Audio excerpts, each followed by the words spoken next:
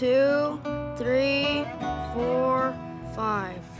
Richard Linklater's latest experiment, Boyhood, is being touted as a masterpiece of filmmaking, which perhaps it is, but the more concerning label is that of a cultural landmark.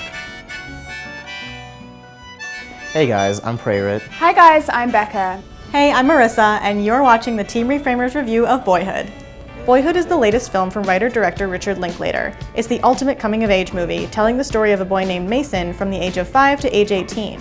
Linklater filmed the movie over the course of 12 years with the same actors, creating a unique document that illustrates the experience of growing up as a boy in America in the 21st century, or at least the experience of growing up as a straight white boy. There's a lot of critical adoration going on around about it, and part of that includes it being an all-encompassing, universal film that we can all relate to. In a lot of ways it is, but it's a little concerning that those are the labels being put around this film. There was no real representation of other ethnic groups or LGBT people. There is one character of color who makes an impression in the movie, a Spanish-speaking man named Enrique. He starts off as doing kind of menial labor. He fixes pipes for Mason's family, but by the end of the film, he's earned his college degree, and he is owning, or rather managing, a restaurant. This character really exists to raise the value of the mother character in Mason's eyes. Because the whole reason he goes to college in the first place is that Mason's mother, Olivia, tells him he's smart and inspires him.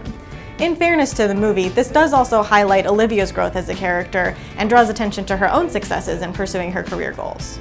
Boyhood did a great job of portraying some strong female characters who showed autonomy in relationships. They're portrayed as being both smart and independent.